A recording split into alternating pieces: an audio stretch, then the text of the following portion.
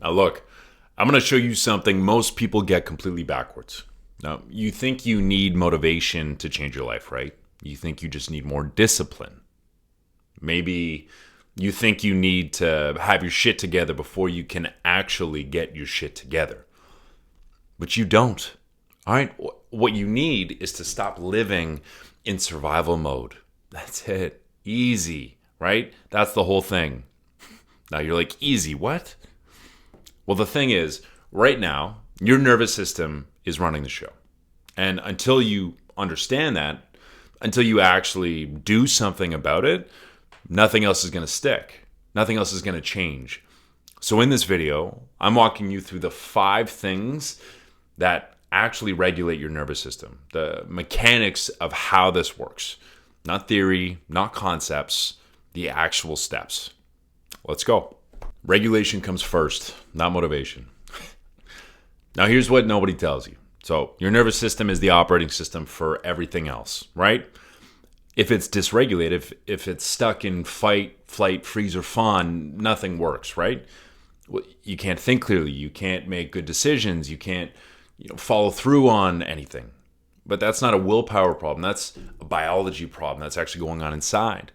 So here's what happens when you skip this first step of regulation. You try to change your life while your body is in survival mode. You set the goals, you make the plans, you tell yourself this time will be different, right? And then you crash. You burn out. You self-sabotage. And you think it's because you're broken or you're lazy or not trying hard enough. But it's not. It's because your nervous system wasn't safe enough to sustain the change. So let me give you an example.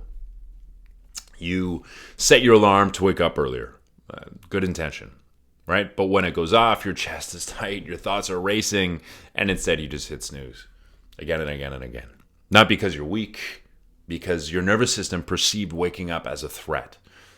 Or maybe you're in the middle of your day, and someone asks you a simple question and you snap at them. You don't mean to. You feel terrible immediately, but your body was already maxed out. You didn't have space or time for them, right? And that question felt like one more thing that you just couldn't handle. That's being dysregulated. And until you address that, no amount of discipline is going to stick. So here's what regulation actually means. It means your body feels safe enough to function. That's it, right? When you're regulated, your heart rate steadies, your breathing is full and easy. Your thoughts can move from one thing to the next without getting stuck in this constant loop. You can feel an emotion without it taking over your entire day. You can handle one hard thing without everything else falling apart, right? So here's how you can start regulating right now. Learning one tool, just one, and using it every single day. The most simple one I have, which is our box breath. Simple, simple, simple. Breathing in for 4 seconds, holding for 4 at the top, breathing out for 4, and holding for 4. And you repeat that 4 times. It takes 60 seconds, brings your nervous system back into its baseline and then into the state of calm. So you do this thing first in the morning, you do the box breath before a hard conversation or a meeting at work. Do it when you feel yourself starting to spiral, to slip. And your body eventually learns, when I do this, I come back into that state of calm. Now, that's actually regulation. And that's the foundation for everything else. Regulation always comes first, always. And number 2, stress makes you stuck for a reason. When you're stressed, your nervous system downregulates your access to your prefrontal cortex. Now, what does that mean? Well, your prefrontal cortex is the part of your brain that plans, that decides, that sees possibilities in front of you. Your body narrows your focus to immediate threats. It's supposed to. That's how it keeps you alive. Living in that limbic system part of your brain, that fight or flight survival mode. But the thing is, if you're chronically stressed, which most people nowadays are, you stay in that narrow survival focused state. And that's why everything feels hard. That's why you can't see a way out. That's why you scroll instead of doing the thing that you said you'd do. Your body thinks you're in danger. So it's redirecting all your energy towards survival instead of growth. If you skip understanding this, you'll keep beating yourself up for being stuck, and that shame will keep you stuck even longer. So here's what this actually looks like. So you sit down to work on something important. Within 5 minutes, you're on your phone. You're scrolling. You're sending a message. You're not doing the work that you were supposed to, right? That it's not you being lazy. It's just your nervous system saying, this feels like too much. I can't do this. And redirecting you to something that feels safer, that's comfortable, that's easier, right? Or you need to have a hard conversation. You've been avoiding it maybe for weeks. And every time you think about doing it, your stomach drops, or you feel like you're going to throw up, and you find something else that suddenly needs your attention instead. Something easier or mundane, maybe doing the dishes or whatever it may be. That's your body perceiving that conversation, that thing that you've been putting off, as a threat and steering you away from it, which is, again, what it's supposed to do. But once you understand what's happening and you see it for what it is, you stop fighting yourself and you actually start working with your body instead. So here's what stress is actually doing to you. It's shutting down your ability to think long term, to plan, to see options. Your body is saying, we don't have time to think about next week. We need to survive right now. That saber-toothed tiger is chasing me. We got to keep ourselves alive. So you can't focus. You can't decide. You can't see the big picture. It's not because you're incapable, because your body won't let you access that part of your brain, right? And I think here's how this works with living a life that's complicated, that's busy, that's difficult to take the space and the time to learn new tools and new techniques. It's about learning to work with it instead of against it. Then I want you to first notice when you're stuck. Don't judge it. Just notice it. I'm sitting here, I'm scrolling on my phone. My body feels tense. I was supposed to be working today. That's awareness. All right, that's step one. Then, second, you regulate. Right there in the moment. Take 3 deep breaths, maybe physiological sighs, doing a big inhale, another sharp inhale at the top, and a long, slow sigh. Maybe you stand up and you stretch, you walk to another room. The thing is, you're not trying to force yourself to work here. You're just bringing your nervous system, again, back to that baseline. Then that third step is about making the task smaller. If working feels like too much for you, what feels manageable? Maybe it's just opening the document, writing 1 sentence, setting a timer for 5 minutes of work. Your body often needs to feel safe before it can perform. So make it small, make it safe, and make it doable. That's why even for a lot of people that don't work out going to the gym, they often say just get yourself to the gym, get through the door, and then go home. It's the first step. Get yourself there. Doesn't matter if you work out maybe the first time, but the second time maybe you go and you do something. It's the same with this. So make it small and make it doable. And then do it again. And let that be enough. Okay, you're not lazy. You're just stressed. And stress makes you stuck on purpose, often. Okay? Quick note. All right, everything I'm sharing here you can apply on your own. But if you want guidance and accountability, check the link in the description. I break this down step by step. Now, number 3 is that identity is actually rebuilt through daily structure, not through thinking about who you want to be, but through doing small things every single day that prove to your nervous system that you're safe and capable. Your identity is not a belief, it's a pattern that continuously shows up. It's the accumulation of what you do when no one's watching. If you want to become someone who's calm, you need to practice being calm in micro moments every single day. If you want to become someone who follows through, you need to follow through on tiny commitments to yourself every single day, right? So here's what can happen to you when you skip this. Tell me if this, sounds like you. Comment, message me. You try to change all of your life at once. You have this huge realization. You feel motivated. You overhaul your entire freaking life. And then 2 weeks later, you're back exactly where you started. Why? Well, because you didn't build a foundation. You didn't give your nervous system time to adjust, or your mind, or your identity, right? You didn't build the structure to make those changes systematic. So here's what this piece actually looks like. If you want to become someone who doesn't panic under pressure, you can't just think your way into that. You have to practice it. So you start small. Every morning you do 2 minutes of breath work. That's it. You're just teaching your body that you can regulate yourself when things feel hard. And over time, that 2 minutes becomes proof. And that proof becomes your new identity, your new habit, a new part of who you are. Maybe that 2 minutes turns into 10 because now you wake up earlier because you want to feel more grounded.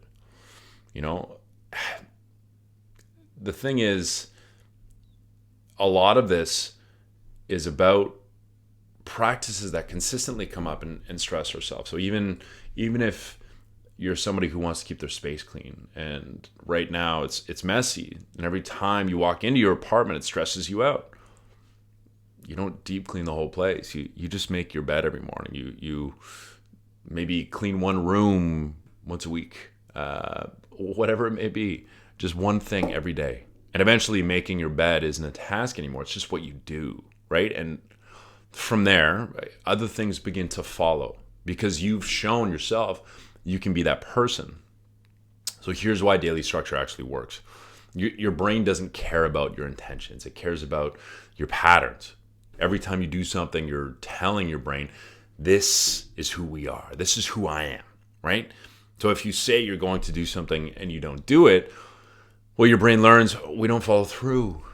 But if you do it, even if it's small, your brain learns we do what we say we're going to do. And that's how identity changes, through repetition, through proof that you build, right? So here's how you build daily structure that actually sticks for yourself. So I want you to pick one thing, not 10 things. One, something so small, a micro habit that you can't fail at it. So small, it feels stupid, right? Although nothing is stupid. The 1%, wake up and drink a glass of water right off the bat, right when you wake up. That's it. Do it every day for a week. Same time, same place. No exceptions within it.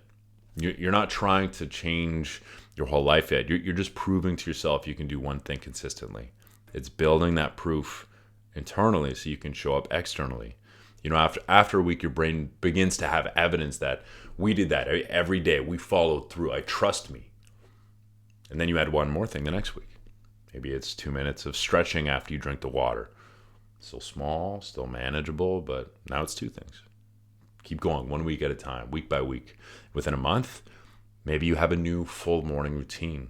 Not because you forced it, but because you began to build it step by step by step, one tiny action at a time. And that's how you become someone different. Not by deciding to be different, but by doing different things until your brain has no choice but to believe you. So the rule is this. Start so small that you can't fail. Right? Then stack one thing on top of the other, slowly building it, piece by piece by piece. Your identity is what you do consistently. The actions that you put into place to prove the thinking of who you want to be, right? It's not just about shouting affirmations in the mirror. It's not about just thinking about what you're doing. It's about what you actually do every single day, especially when no one's watching, right? Now, number 4, to reinforce that belief change is through action, right? So you can't just talk yourself into feeling different, as we just kind of spoke about. You have to show your nervous system the evidence to. So most people try to change their beliefs by repeating affirmations. I am powerful, I'm strong, I'm great, which are amazing. These are beautiful things, and they are true. Maybe it's journaling or analyzing why they feel the way they feel. But the problem is a lot of that doesn't work long term. Why? Because your nervous system doesn't care about just words. It cares about the experience. It needs proof that the new belief actually is true that you're saying to yourself. If you skip this step, you stay stuck in your head. You understand everything. You know what you should do, but you don't feel any different. So you don't act any different. So here's how this continuously shows up for you. You believe you're not good enough. You can say, I am enough. I am more than enough in the mirror 1,000 times. It won't change, right? It's still important to say. You still got to look at yourself and do those things, right? And it can make those micro differences. But the thing is, if you commit to one small action that makes you feel like you are enough, like even texting a friend back when you said you would, and you actually do it, your nervous system begins to register that as evidence. So you said you do something, and you had the integrity enough to show up, and you did it. That's proof that you can trust yourself. It's building that internal trust. And you do that enough times, and that belief starts to shift. And it's not because you thought about it, but because you lived it. And here's why a lot of affirmations sometimes don't work. It's because your brain is actually looking for congruence. Now, what does this mean? Well, it's checking. Does what you're saying match with what I'm doing? So if you say I'm disciplined, but you haven't followed through on anything in weeks, well, your brain often goes, that's not true. We have no evidence. There's no way that's not true. Or there's no way that's true, right? The affirmation creates cognitive dissonance. Now, again, what this means is it actually makes you feel worse, because internally our brains judge the statements that we make. But if you do one disciplined thing, even tiny, your brain goes, oh, we did that. That is true. That's evidence that I have to support that statement that I'm telling myself. Now the words have something to stand on. So here's how you actually change a belief. I want you to identify the belief you want to change. So get specific within this. Not, I want to just be more confident. It's a little too vague, right? I want you to say, I believe I can handle difficult conversations without shutting down. Like, that's specific, right? Now I want you to identify that the smallest possible action that would contradict that belief. Not have a difficult conversation. That's too big, maybe, right? Say one thing I actually think in a conversation today, even if it's uncomfortable, right? Maybe somebody says something and your immediate response is, oh, I don't believe in that, or I don't trust that, or, I'm too small to speak up. Speak up anyways, because that's small enough to do and big enough to matter and make a difference. And just do it once. That's it. Just 1%, one small change. After you do it, write it down, okay? Literally, maybe in your phone, in a journal, in a notebook, it doesn't really matter. Just write it down.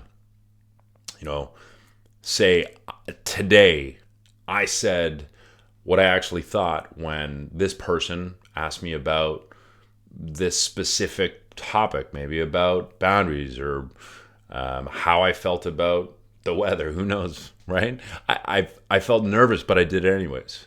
Because the thing is, you're building evidence. You're building proof that your brain isn't able to ignore. And you do that 5 times over the next 2 weeks. 5 small moments where you said something true instead of shutting down. Well, now your brain has data that we did that multiple times. Maybe we can actually handle these difficult conversations and begin to show up. And the belief starts to shift, not because you decided it should, but because you proved it could, right? So the pattern is this. Identify the limiting belief. Identify what maybe negative pattern is running in the back. Find the smallest action then that contradicts that negative belief that you have running inside. And then do the action, right? Record the evidence right away. Maybe it's writing it in your phone or in a journal. And then repeat it until your brain has no choice but to update that belief. And then there's less friction, there's less resistance in doing the things that were difficult anymore, because you've built that proof that you trust yourself. Because your nervous system, it doesn't just trust words, it trusts the data. So give it the data, give it the information. If this is resonating and you're realizing you don't want to do this alone, there's a free training link below. All right, it walks you through the process and shows you how we could work together if that's a fit. Now, number 5, you need a personal toolkit. What does this mean? Well, you can't rely on willpower or motivation, right? You need specific, repeatable practices that bring you back to baseline when life gets hard, when life gets difficult. Your toolkit is whatever works for you. Maybe that's breath work, maybe it's movement, a walk outside, on the treadmill, putting your phone maybe in another room, a specific playlist that calms you or energizes you. It really doesn't matter specifically what it is, as long as it's something you can do in the moment that actually begins to shift your state.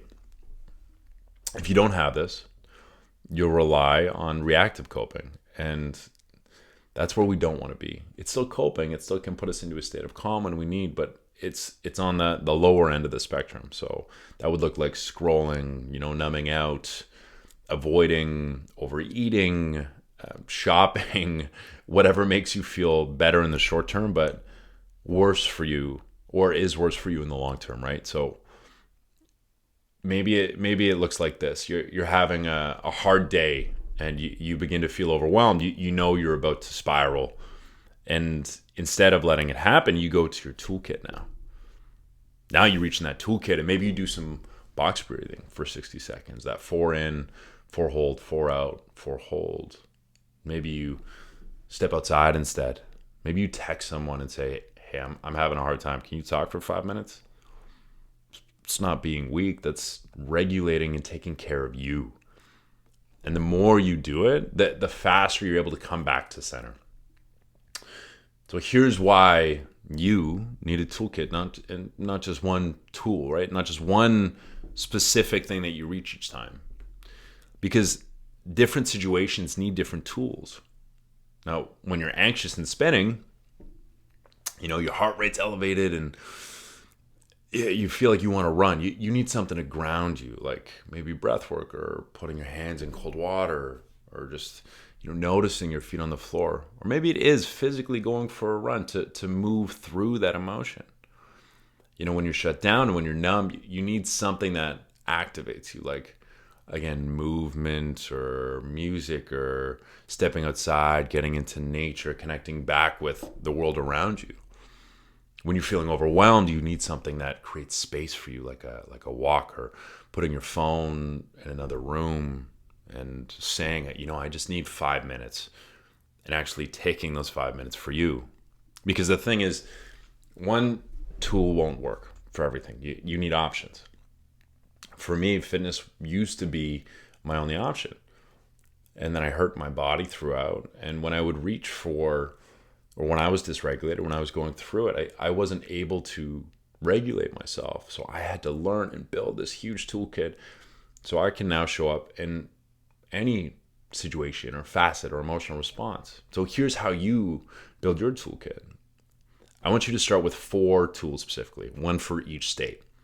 So tool 1, focus on for when you're feeling anxious or when you spiral. So this could be box breathing, right? In for 4, hold for 4, out for 4, hold for 4. And repeat that 4 times. That activates your parasympathetic nervous system. It calms you. It tells your body, we're safe, we're calm, we can relax. Tool 2, for when you're shut down or numb, is maybe movement, or maybe it's when you're angry, right? It doesn't have to be exercise. Just move your body. Maybe do 10 jumping jacks or push-ups or walk up and down the stairs. Shake your arms and legs out like you're trying to get water off them, whatever it may be, right? This wakes your nervous system back up, and it brings you back into your body. And it actually is able to move and remove some of that stuck emotion, right? And tool 3 is for when you're overwhelmed, for when you feel a little crazy, right? There's just too much going on. I have too much piling onto my mind. So a big one here is orientation. So the 5, 4, 3, 2, 1 rule. So look around the room and I want you to name 5 things you can see.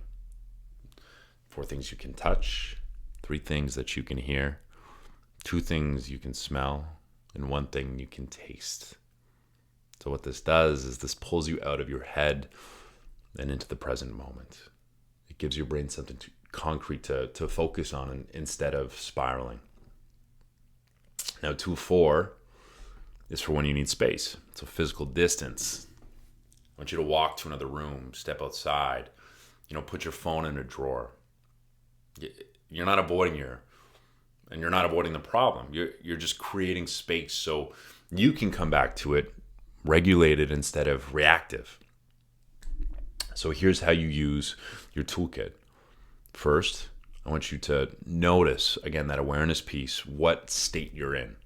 Am I anxious? Am I angry? Am I sad? Am I shut down? Am I overwhelmed? Am I activated? Don't judge it. Just name it. Label it. All right? Then you pick the tool that matches that state. So do the tool right there in the moment. Don't wait until you feel better. Just do it right away. Don't hesitate. Hesitation's a killer. All right? Even if you don't want to. And after you do it, check in with yourself. Notice if anything shifted or feels off or feels better, right? You might not feel perfect, but you probably feel a little more capable and a little more connected to yourself and regulated and more able to handle, the next 5 minutes of your life. That's what regulation does. That's the toolkit working for itself, worked for you. Now, the rule is this too. Have your toolkit ready before you actually need it. That's the important piece. Don't wait until you're, melting down to figure out what works or what you need to do. Build it out now. Be proactive with it. Practice it when you're calm. So when things get hard, you don't have to think about the response, right? You just do the things work for you. Your toolkit is not optional. It's really the difference between reacting and responding. We want to be able to respond from that conscious prefrontal cortex instead of reacting from our limbic system, reacting from our survival brain. And it actually is that difference between spiraling and staying steady. So build it, use it, and trust it. So here are the 5 things. Again, nervous system regulation comes first, right? Learn to regulate. 2 is stress makes you stuck for a reason. There's a reason why we feel stuck in those places when we're stressed out, right? 3 is that identity is rebuilt through that daily structure, the daily practice that we do. It's important. It reinforces as that leads into 4, which is, again, the belief work. The beliefs that we think that shape the identity, help shape the identity change through that consistent action and not thinking. And then 5, to support that regulation in step 1, is you need to build that personal toolkit so you can stay regulated. Now, if you want help actually implementing this, I've put together a free course that walks you through the exact steps I use with my clients. A little bit more specific than what we've talked about in this video. And the link is in my description, so please click it and check it out, okay? This is for you. Now, here's the truth that I want to share with you. You don't have to have it all figured out, okay? I certainly don't. Now, you don't need to be perfect. You just need to start showing your body and your mind, your nervous system, that you're safe, that you're capable, that you can handle hard things. One small action at a time. That's it. All right, that's the work.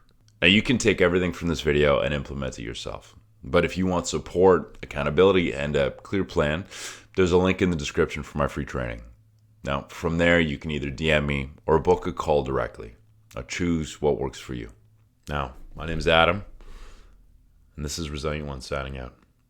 Have a great day.